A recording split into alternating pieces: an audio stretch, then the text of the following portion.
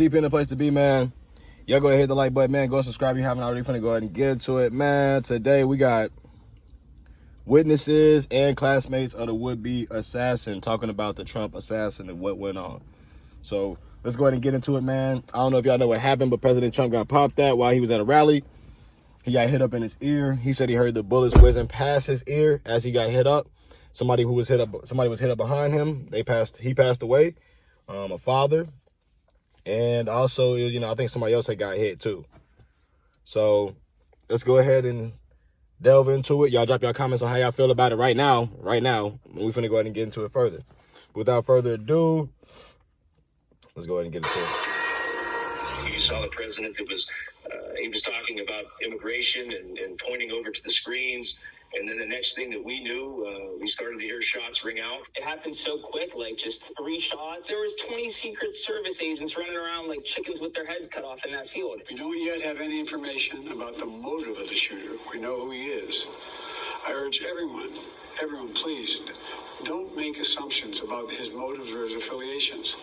He was always alone. I mean, he was bullied every day. Like, you could look at him and you would be like, something's a little off. Ooh. Funny that Biden said don't make any assumptions about the motive. But as you get details of it from the people who are around the guy, they give you some potential motive. Not like it was just like clear cut and direct, but more like something was off. Some folks said that they were seeing a guy climb up there. They told police officers, and the police officers were like acting completely confused and belligerent. Mind you, right after that shit, that's what ended up being the results. So that's why it is kind of one of those things people have been skeptical about, and I can't fault them, because in my mind, when some details are not looking right, you gonna say something, or it's advantageous to say like that don't sound right, that don't look right. Same thing like that lady who was sitting behind Trump. Lady sitting behind Trump. Literally, out of nowhere, Trump's talking. He looks to the right. You know what I'm saying? He's talking off to the crowd. He gets hit up in the ear. Mind you, when the bullets start ringing off, this lady all she do is she just like don't even really duck down. I mean, like she probably like do like this. Sketchy behavior. Not saying it's staged or anything like that, because I'm not gonna sit around and just put all my eggs in that basket. But some of the behavior that was going on was kind of sketchy.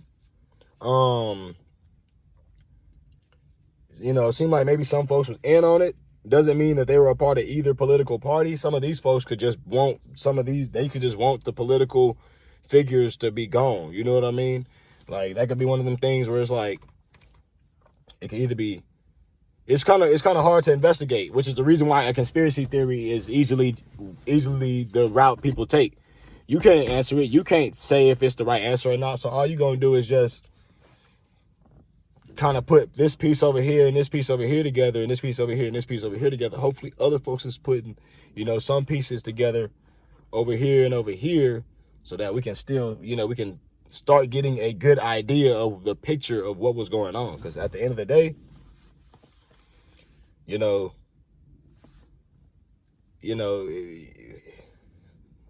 have any motive now. And the fact that the Secret Service was scrambling like that, because, they didn't know who it was. One man on a roof, putting all them people to the test like that, can definitely create fear. So whoever was a part of this was definitely trying to create some form of fear. Like, you could look at him and you would be like, something's a little off. That's how I can describe it. Eyewitnesses describing a chaotic scene that unfolded yesterday when the sudden hail of gunfire rang out at former President Trump's Pennsylvania rally. And now we are learning more about the shooter.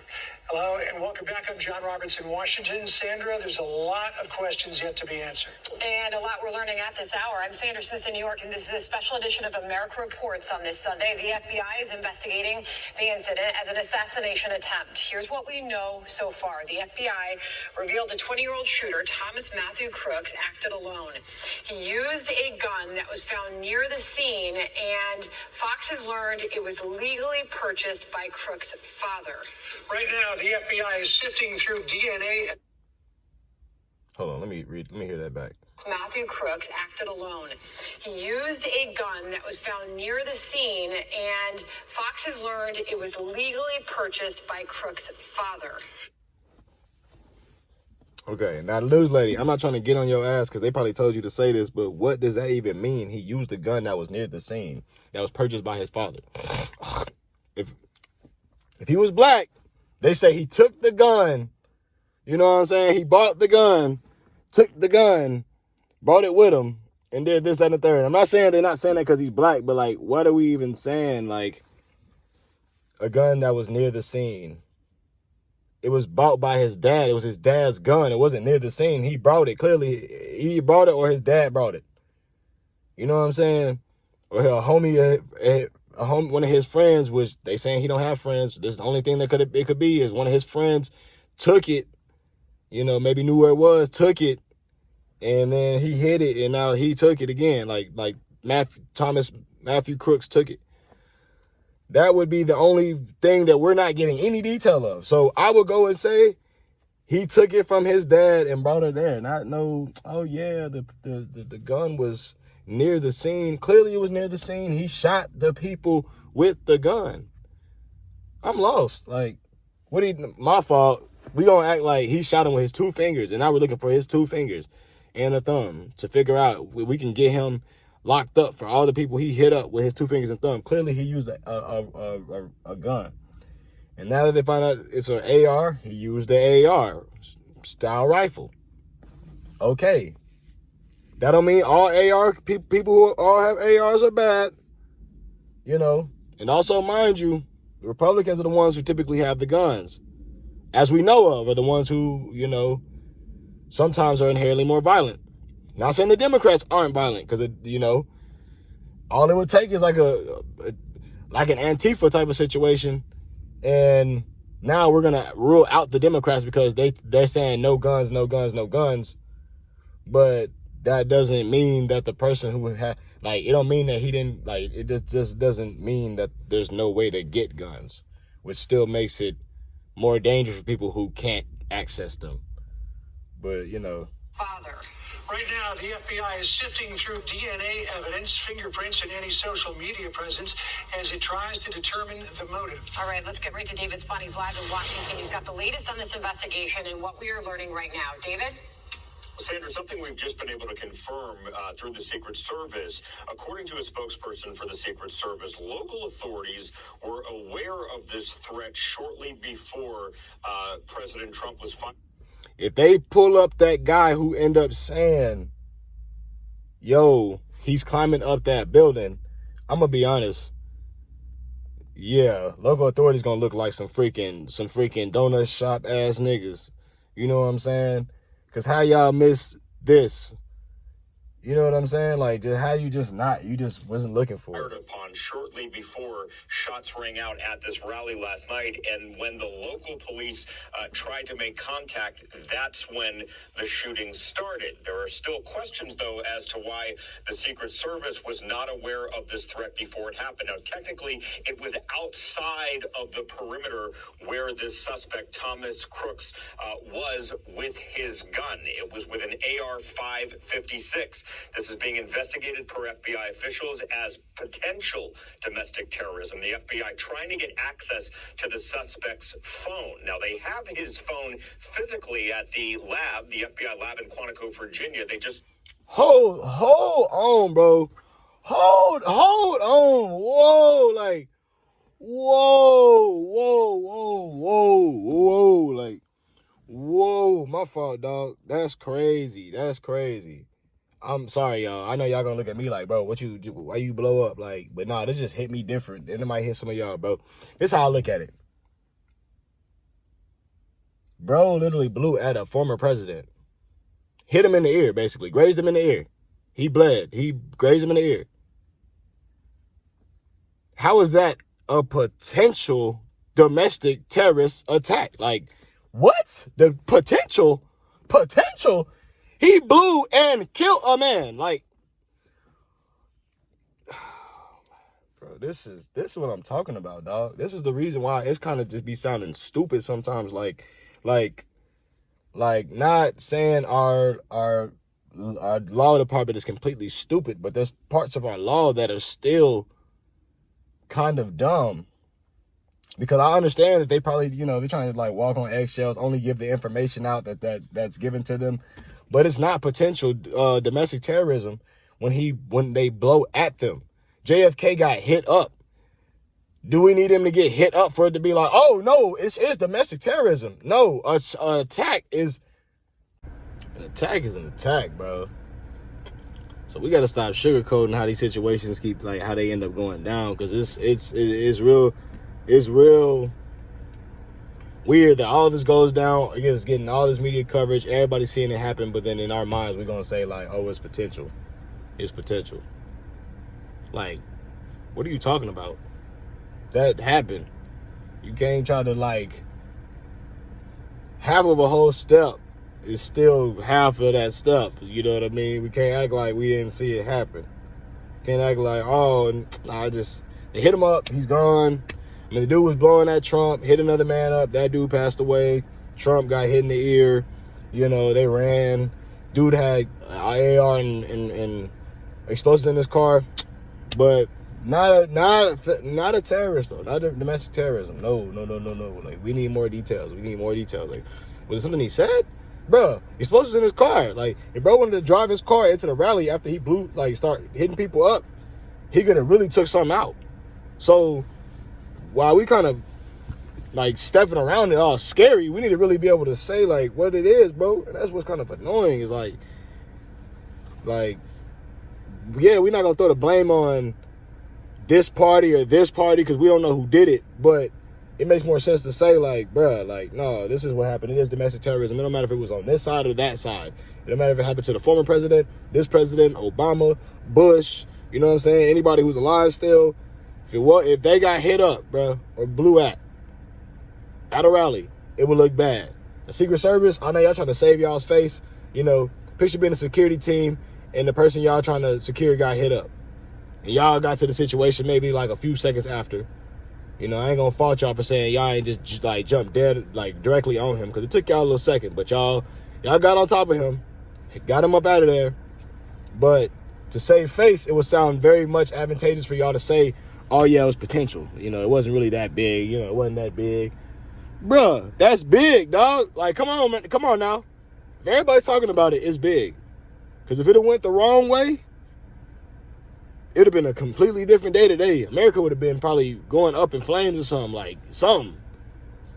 So, I don't know if it's for trying to keep everybody at bay so they don't go crazy. But let's be honest, this is some of the same energy that we would have seen at the insurrection. Not saying he was, I ain't gonna say he was on this side of the, this or that, because I don't want to say something and have to come make a video to clean it up. No, but this is some insurrectionist behavior. Mind you, what happened in the insurrection situation? Law enforcement did not put no hands. They didn't even shoot any rubber bullets. They barely even defended themselves in some manners. In some manners, they were, they probably letting folks just kind of skate by. So it's kind of weird how another situation happens near Trump and law enforcement lets him skate by. He gets some stuff off, and then this is what we have as the results of it. So I'm not saying it's a conspiracy, but it is weird that the insurrection happens. A whole lot of white people storm the Capitol building while they're supposedly counting the votes. So, that's supposed to, in my mind, should be met with force, because you're coming into a federal building, or everybody, should be getting locked up. Everybody should be getting swarmed. You know, so for it to happen how it happened, people leave the situation and then get locked up, that was already like, oh, okay. So the feds really don't have it the way that they think they have it. And then, you know, and the Secret Service really ain't as safe as they think they are. They're good at investigating, they're good at looking at it backwards, but in the moment of sometimes, they're not as prepped as you think. Now, mind you, they did blow bro down, but for him to ring some shots off already means something. You know, for JFK to have already, you know, have been a great example of what could have happened, it should always be some type of FBI, Secret Service sniper looking for snipers on a higher elevated building so that he can kind of like, you know, see what's going on. Now, yes, we know that can be complicated. We know, like, if you don't play Call of Duty and you sniping folks, sometimes you can't just tell the small details way out over here. So it might be something going on that you'll have to investigate, but at least you have the view to be able to look out on and be able to make certain calls on the team below. That's just my call. But I know I gave y'all a lot of information in this situation, man. Y'all just let me know how y'all feel about this situation with Trump and the alleged shooting. Because honestly, it was kind of weird. You know, assassination attempt happening in our lifetime is not impossible, you know. But it's just one of those things where let's not try to be too cool with the victim. Like, we're making the situation for the victim sound real sweet. Like, oh yeah, like, we don't know his motives. It wasn't this and that. No, bro. If it was anybody else, anything else, we would have said it was what it was, man. 2,000 tips from yesterday. Now, Crooks was taken out almost immediately by a Secret Service sniper on the roof after shots were fired at former President Trump. The FBI spent the majority of the day at his home in Bethel Park, just south of Pittsburgh. Fox News spoke to a former classmate of Crooks who says that he was on the local rifle team. Listen. I didn't have any interaction with him, but he was like a kid that was always alone. He was always bullied every day. He was just an outcast. In addition to the 2,000 tips, the FBI wants more. FBI Director Christopher Wray said this is despicable what had happened. Any information, cell phone video, whatever you have, call the FBI, 1-800-CALL FBI. But a lot of questions about this AP report that we talked about in the last hour, John and Sandra, of a local police officer potentially climbing up a ladder, made contact with Crooks, then allegedly retreated, and that's when Crooks apparently opened fire. But we are learning from the Secret Service that local did engage, and once they started to engage, that's when the firing took place. And what did... Now, I'm gonna be honest with you. That's sometimes that embarrassing shit. Like, local authorities try to get into a standoff with a guy. Guy got the tactical gear. You know what I'm saying? He got this, that, the third. He just ready. He just, you know, he got the rifle. He got the explosives in his car. He's overly ready. So the cop tries to engage with him, which he probably should have called for backup, because you're at a rally where you have a lot of people there, and you have different agencies there. So you could, you know, somehow reach out to that agency, which they're there, and let them know what's going on. Then it could be more emphasis on protection. See, this type of stuff is stupid, you know. Picture Paul Blart trying to chase after the dude who got the strap. He got a rifle. Cop got a pistol on him, Max. He climbing up ladders and shit. Come on now. He probably got a pistol on him, Max. He starts trying to, like, tell the dude to let it go. He realizes dude's not finna drop the gun for no reason. He's like, drop the gun. No. Dude's like, no, I'm not dropping the gun. Dude's probably starts blowing at him. Or even pointing at him, like cocking it back and getting ready to blow him. Paul Blart realizes he's not like that, so he retreats. He's running. That's when the dude starts letting off fire. He realizes he got the power. He got local law enforcement running. You know, when he start blowing at Trump, Secret Service scattering like roaches, trying to jump on this man. You know, I can say A+ for the Secret Service, but I got to go ahead and give an F to the doggone local law enforcement. Big F. Big F. Like, whoever dropped the ball on this definitely need to be fired. Like, Because this is, come on now, if any president alive can, any president who's alive, any of them shouldn't have to worry about this situation. That should be the protection of the federal government. But let's be real. Like, they spend all types of money on cases all the time. They got all types of money in the feds. You know, it should be a lot of emphasis on trumped up security, especially at rallies where you have a lot of people and you're in an open environment where people can look down upon you from different viewpoints. I would think that it'd be smart to definitely have a sniper somewhere to be able to hit up another sniper. That's just my opinion, because they would have been able to see him climb in the building and would have been able to even possibly not incapacitate him, but I mean, they might have had to, because if bro was just only going to be willing to shoot it out with him, they might have been able to incapacitate him. But if they knew about his position before he really got into position, they would have been able to do something. So it's a lot of smokes and mirrors with this situation. It's a lot of like, oh, no, it wasn't that bad. It was a lot, man, but let's be real. This is not a good situation, man. This is not good. It's not good, bro. And on top of that, like for you know, the politics to be where it is and people to be really, you know, a lot of radicals to be coming out of this politics, instead of understanding like we all need to find a way to live together regardless of if you believe this or you take this side of the law. I mean, take this side of the politics. If I take this side of politics, at the end of the day, we still got to live together. So that's the most important part about all of it. And it just seems like people, you know, at this point, it's going to be a lot of conspiracy theories that come out.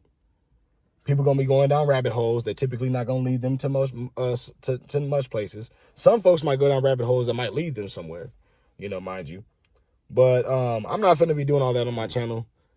I ain't got time to be doing that. I'm going with the details and things that we're getting and that we actually can use while we break down the situation. But this TPN a place to be, man. Y'all go ahead and hit the like button, man. Go and subscribe if you haven't already. We're finna get at y'all on the next one. Y'all stay out the way. Until next time, man. But definitely drop a comment in the comment box about how you feel. Share this video. And until next time, man.